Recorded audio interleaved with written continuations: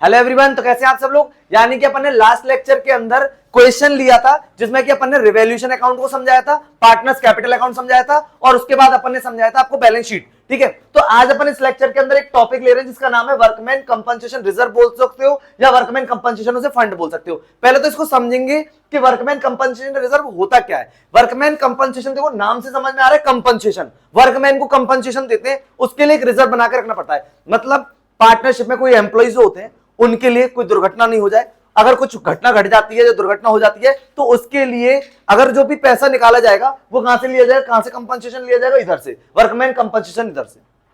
बात समझ आ रही है। ये फंड बनाया जाता है। अब ये फंड बनता है प्रॉफिट से, यानी कि प्रॉफिट से ही बनते हैं रिजर्व तो सारे के सारे।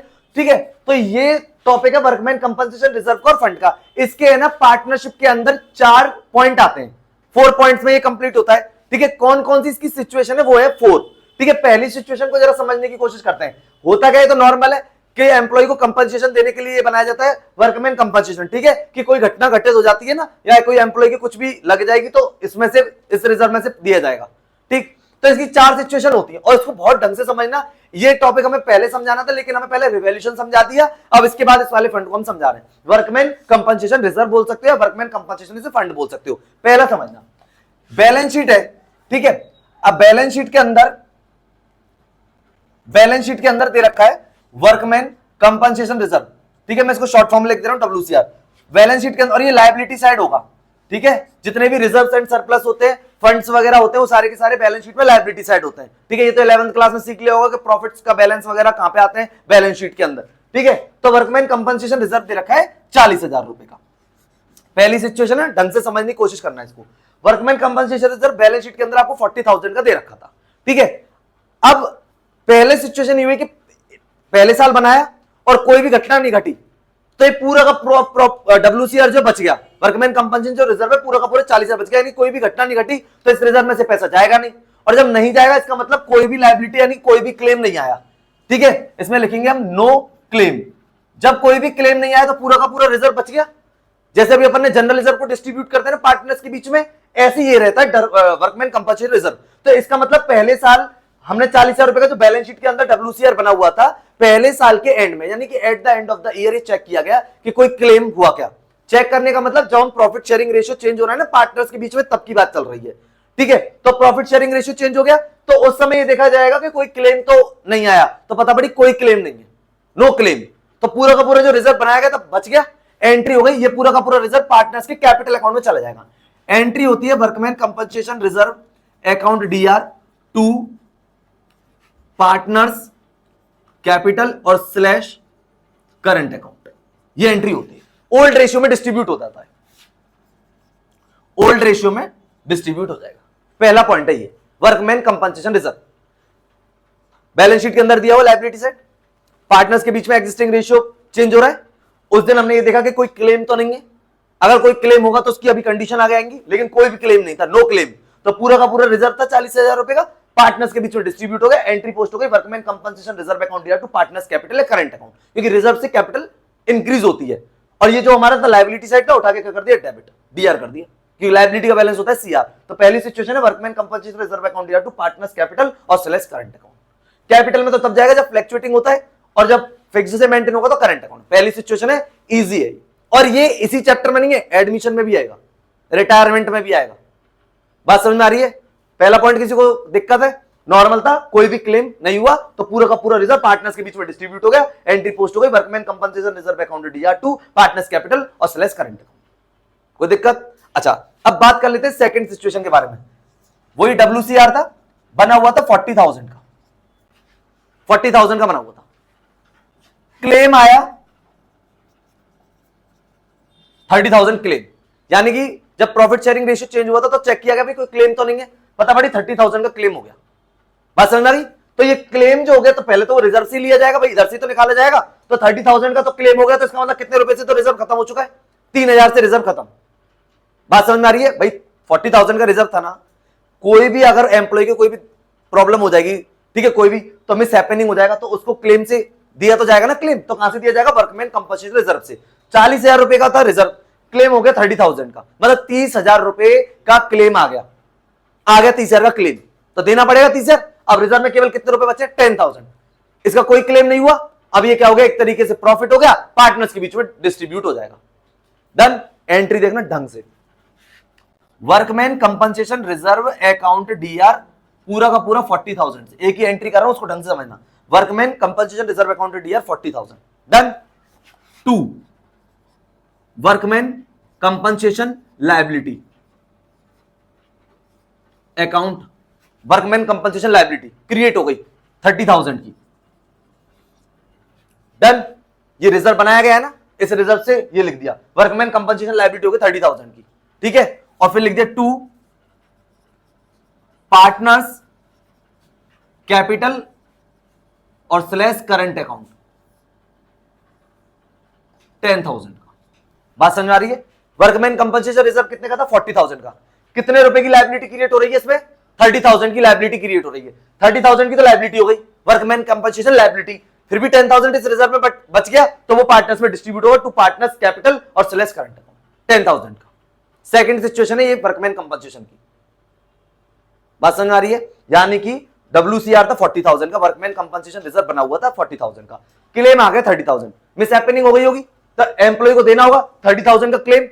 बात समझ में आ रही है? तो इस रिजर्व में से 30,000 की तो लायबिलिटी हो गई। भाई अभी तक जो हमने रिजर्व ये क्रिएट कर रखा है ना, ये हमारी लायबिलिटी नहीं है जब तक कि कोई भी क्लेम नहीं बनेगा। जैसे यहाँ पे कोई क्लेम नहीं बना तो कोई लायबिलिटी नहीं बनी, पूरा रिजर्व था डिस्ट्रीब्यूट हो गया पार्टनर्स के बीच में। सेकंड सिचुएशन में था 40,000 का ही रिजर्व था, लेकिन कितने का क्लेम हुआ है? 30,000 का। 30,000 का क्लेम हो गया, इसका मतलब 30,000 की हमारी लायबिलिटी बन गई। वो लायबिलिटी हमें पे करनी पड़ेगी। तो पहले तो रिजर्व से हमने लायबिलिटी क्रिएट कर ली, वर्कमैन कंपनसेशन रिजर्व अकाउंट या टू वर्कमैन कंपनसेशन लायबिलिटी, ये लायबिलिटी बन गई हमारी 30,000 की, जो हमें अभी पे करनी है। और 10,000 फिर भी बच गया इसमें, वो हमने पार्टनर्स के बीच में डिस्ट्रीब्यूट कर लिया टू पार्टनर्स कैपिटल और स्लैश करंट अकाउंट। ये सेकंड इसकी सिचुएशन है। पहली थी कोई क्लेम नहीं, तो कोई क्लेम ही नहीं है तो कोई लायबिलिटी नहीं, पूरा का पूरा रिजर्व डिस्ट्रीब्यूट हो गया पार्टनर्स के बीच में, ये रहा पहला। दूसरा ये था कि वर्कमैन कंपनसेशन रिजर्व था 40,000 का और लायबिलिटी क्रिएट हुई 30,000 की, और फिर हमने क्या करा, वर्कमैन कंपनसेशन रिजर्व 40,000 था, लायबिलिटी 30,000 की, जो 10,000 फिर भी बच गया इस रिजर्व में, वो पार्टनर्स के बीच में डिस्ट्रीब्यूट हो गया, पार्टनर्स के लिए प्रॉफिट हो गया, और रिजर्व से प्रॉफिट से पार्टनर्स की कैपिटल इंक्रीज होती है। तो ये सेकंड। आ रही है समझ में? 2 पॉइंट हो गए, एक है कोई क्लेम नहीं, एक है क्लेम, लेकिन जितना रिजर्व है उससे कम है क्लेम। देख लिए 40,000 का है वर्कमैन कंपनसेशन रिजर्व, क्लेम है 30,000 का। ठीक, सेकंड सिचुएशन थी ये। सिचुएशन नंबर जरा थर्ड देख लेते हैं। और जो भी रिजर्व डिस्ट्रीब्यूट होगा वो ओल्ड रेशियो में डिस्ट्रीब्यूट होता है। वर्कमैन कंपनसेशन रिजर्व 40 का था, क्लेम आ गया 40,000 का। वर्कमैन कंपनसेशन रिजर्व था 40,000, क्लेम भी 40 है, बराबर है। पार्टनर्स में तो कोई भी चीज डिस्ट्रीब्यूट नहीं होगी, लेकिन लायबिलिटी तो क्रिएट हो गई 40,000 की। तो workman compensation reserve account DR to workman compensation liability account पूरी 40,000। बात समझ में आ गई? थर्ड सिचुएशन है, मतलब कि जितना रिजर्व है उतना ही क्लेम है, तो कुछ भी बचा ही नहीं, तो कुछ भी नहीं बचा तो पार्टनर्स के बीच में तो डिस्ट्रीब्यूट होगा नहीं, बस जो रिजर्व था अब वो तुम्हारी क्या बन गई? लायबिलिटी। जब तक कोई भी मिस हैपनिंग इवेंट नहीं होगा, ठीक है, तब तक क्या होगा कि कोई भी लायबिलिटी क्रिएट नहीं होगी। बात समझ आ रही है? तब तक कोई भी लायबिलिटी क्या नहीं होगी? क्रिएट नहीं होगी। जैसे इसमें पहले जो सिचुएशन ली थी तो 40,000 का रिजर्व था, लेकिन कोई भी क्लेम नहीं था, तो इसका मतलब मिस हैपनिंग इवेंट हुआ ही नहीं है, और जब कोई इवेंट हुआ ही नहीं है तो पूरा का पूरा जो रिजर्व है वो पार्टनर्स के बीच में डिस्ट्रीब्यूट हो जाएगा। हमने किसी लॉस के लिए, किसी मिस हैपनिंग इवेंट के लिए बना के रखा है रिजर्व। बात समझ में आ गई? हर साल बनाया जाता है, और पूरे साल में कोई भी घटना नहीं घटी तो पूरा का पूरा रिजर्व पार्टनर्स के बीच में डिस्ट्रीब्यूट हो जाता है। प्रॉफिट से बनता है तो वहां पे प्रॉफिट क्या होता है? पार्टनर्स के लिए कम हो जाता है, ठीक है, वापस से उसको पार्टनर्स के बीच में डिस्ट्रीब्यूट कर देते हैं जब कोई भी क्लेम नहीं निकलता, नो क्लेम। पहली सिचुएशन थी ये। सेकंड वाली सिचुएशन थी कि वर्कमैन कंपनसेशन रिजर्व था 40,000 का, क्लेम है 30, तो 30,000 का तो क्लेम होगा, तो रिजर्व में केवल कितना पैसा बचेगा? 10,000, वो पार्टनर्स के बीच में डिस्ट्रीब्यूट होगा। दूसरा।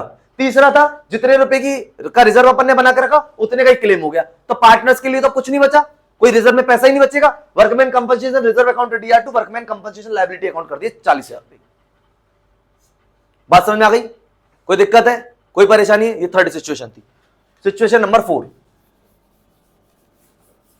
अब फोर्थ सिचुएशन क्या कह रही है उसको एक बार समझ लेते हैं। देखिए ये थर्ड थी, फोर्थ। वर्कमैन कंपनसेशन रिजर्व है 40,000 का, ठीक है, क्लेम आ गया 50,000 का। वर्कमैन कंपनसेशन रिजर्व जो बन रहा था वो 40,000 का बन रहा था, क्लेम आ गया 50,000 का।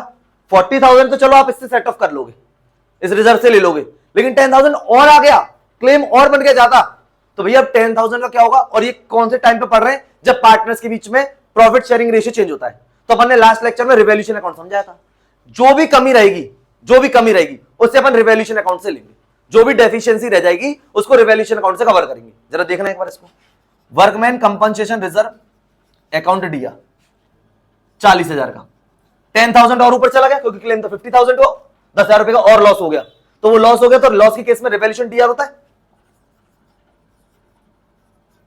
रिवैल्यूएशन अकाउंट डीआर 10,000 का, और 2 वर्कमैन कंपनसेशन लायबिलिटी अकाउंट पूरी 50,000 रुपए। ये इसकी है फोर्थ सिचुएशन, जितना वर्कमैन कंपनसेशन रिजर्व था उससे ज्यादा क्लेम हो गया। अब वो जो ज्यादा क्लेम हो गया तो वो क्लेम कहां से कवर होगा? रिवैल्यूएशन अकाउंट से, क्योंकि जब पार्टनर्स के बीच में प्रॉफिट शेयरिंग रेशियो चेंज हो रहा है तो हमारी जो असेट्स और लायबिलिटीज उसकी वैल्यू को हम रिवैल्यूड करते हैं, तो ये वही तो चल रहा है। तो हमें पता चली जब हमने ये काम किया तो उस समय क्लेम कितने का हो गया? 50,000 का। बात समझ में आ गई? तो कितने रुपए एक्स्ट्रा हो गए? 10,000। तो ये क्लेम कहां से कवर करेंगे? रिवैल्यूएशन अकाउंट से। एंट्री पोस्ट होगी वर्कमैन कंपनसेशन रिजर्व अकाउंट 40,000, तो इधर से कवर हो गए, लेकिन जो 10,000 रुपए रह गए वो हमने कहां से कवर करे? रिवैल्यूएशन से। तो रिवैल्यूएशन अकाउंट दिया 10,000, ठीक है, और टोटल लायबिलिटी कितनी बनी है? 50,000। यहां तक बात समझ आ रही है? 4 सिचुएशन होती है। एक होता है जितना रिजर्व, कोई क्लेम नहीं। पहली सिचुएशन तो ये थी कि यहां पर क्लेम, ये तो रिजर्व बना हुआ है WCR, ठीक है, यहां पे बात कर लेते हैं क्लेम, कोई नहीं, 40,000 था, ठीक है, 30,000 का क्लेम हुआ, ठीक है, एक बार 30,000 था, 40,000 का क्लेम हुआ, एक बार 40,000 का रिजर्व था और क्लेम हुआ 50,000। ये 4 सिचुएशन होती है। कोई भी क्लेम नहीं, पूरा रिजर्व डिस्ट्रीब्यूट पार्टनर्स के बीच में। इधर 30,000 का क्लेम हुआ तो 10,000 डिस्ट्रीब्यूट पार्टनर्स में, या 40,000 इक्वल है, कुछ नहीं, और 40,000 से लेकर अब चला गया तो 10,000 रुपीज का और एक्स्ट्रा लॉस है, कहां से कवर करेंगे? रिवैल्यूएशन अकाउंट से। एंट्री पोस्ट होगी वर्कमैन कंपनसेशन रिजर्व अकाउंट दिया, ये तो खत्म ही करना है, ठीक है, रिवैल्यूएशन अकाउंट दिया 10,000 क्योंकि रिवैल्यूएशन से लेंगे क्योंकि और लॉस हो गया, और 2 workman compensation liability account total 50,000। यहां पे ये रिजर्व कन्वर्ट हो गया लायबिलिटी में। जब तक हमने कोई रिजर्व बनाया, ठीक है, और वो किसी हमने मिस हैपनिंग इवेंट के लिए बनाया है, कोई भी मिस हैपनिंग हो जाए एम्प्लॉय के साथ तो उससे पैसा वहां से निकाला जाएगा रिजर्व से। अब मान के चलो ये रिजर्व तब तक रिजर्व ही रहेगा जब तक इसके लिए कोई लायबिलिटी क्रिएट नहीं हुई। बात समझ में आ गई? 1 साल तक यही देखेंगे, और 1 साल अगर हो जाता है, क्योंकि हर साल बनता है, अगर 1 साल में कोई भी घटना नहीं घटी तो पूरा का पूरा रिजर्व पार्टनर्स के बीच में डिस्ट्रीब्यूट हो जाता है, ठीक है। ये हम पढ़ रहे हैं कि एग्जिस्टिंग पार्टनर्स के बीच में प्रॉफिट शेयरिंग रेशियो चेंज हो रहा है, तो उस समय पे हम देख रहे हैं कोई क्लेम तो नहीं आया, तो ये वो वाली सिचुएशन हम पढ़ रहे हैं। चारों सेम सिचुएशन है सब जगह पे, सिचुएशन 4 ही रहेंगी ये वाली, ठीक है। लेकिन मैं ये बता रहा हूं रिजर्व तब तक रिजर्व रहता है जब तक कि कोई लायबिलिटी क्रिएट ना हो, यानी कि कोई क्लेम ही नहीं हो, और जैसे ही क्लेम हो जाएगा तो वर्कमैन कंपनसेशन जो रिजर्व है वो कन्वर्ट हो जाएगा वर्कमैन कंपनसेशन लायबिलिटी में। अभी हमारी कोई लायबिलिटी नहीं है, ये तो हमने बना लिया है। हमने कहा भाई एम्प्लॉय के साथ कोई घटना नहीं घट जाए, बना लो, पहले से रिजर्व बना लिया उन्होंने, फ्री रिजर्व से बनता है तो प्रॉफिट से, ठीक है, अभी बना लिया हमने। अब अगर हमने बना ली तो हमने देखा इस साल हमारा कोई क्लेम नहीं हुआ तो हमें लायबिलिटी नहीं हुई, तो हमने जो रिजर्व बताया पार्टनर्स के बीच में डिस्ट्रीब्यूट कर लो, उनकी कैपिटल बढ़ जाएगी, ठीक है।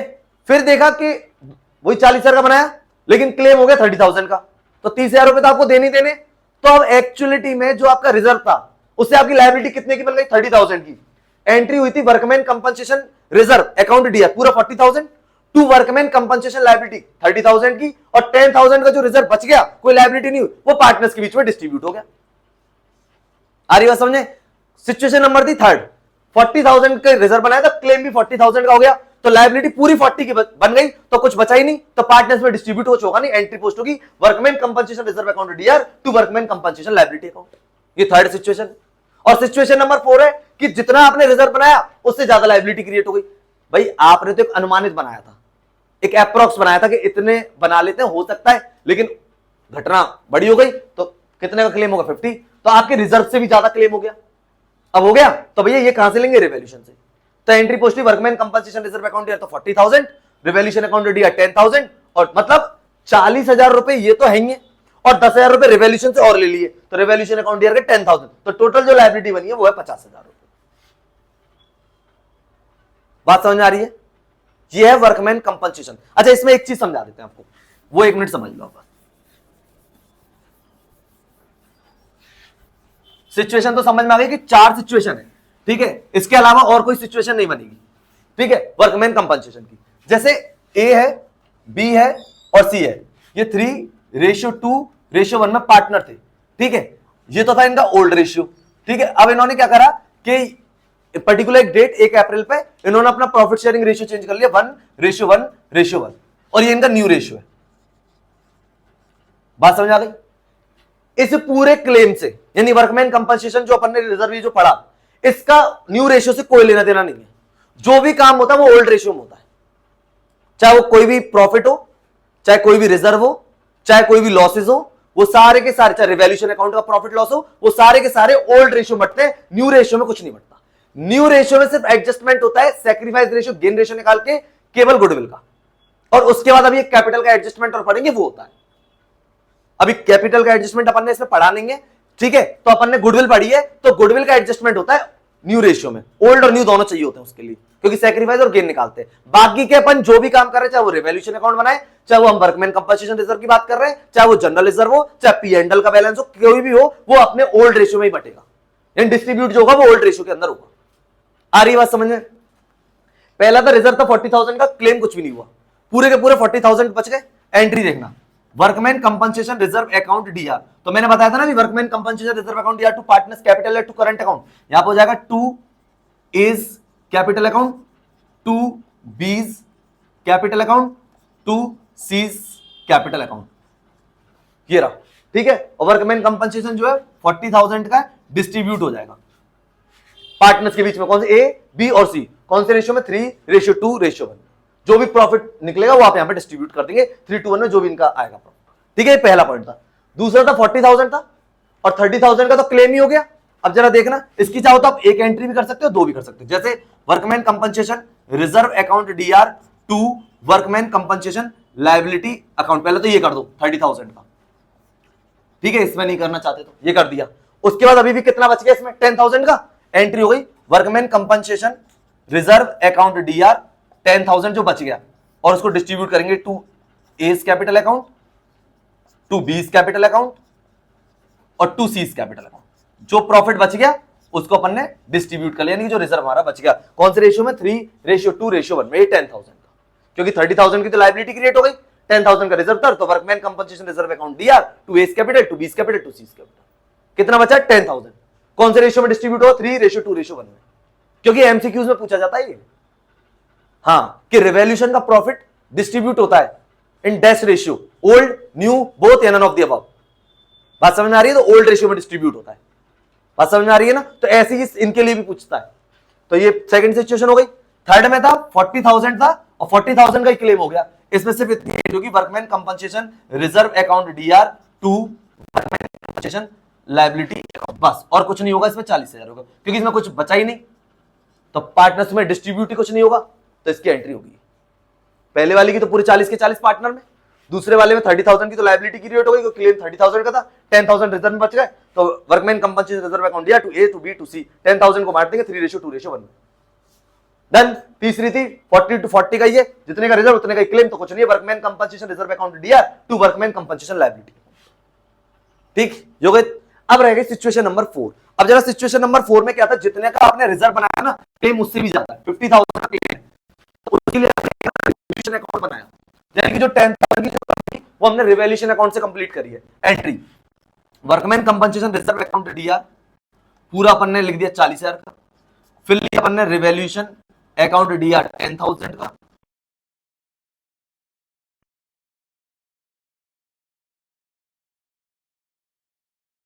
रिजर्व था उससे ज्यादा क्लेम है, उससे ज्यादा क्लेम है, 40,000 का है रिजर्व, क्लेम है 50,000 का, 10,000 एक्स्ट्रा, तो वो हमने कहां से ले लिया, रिवैल्यूएशन से।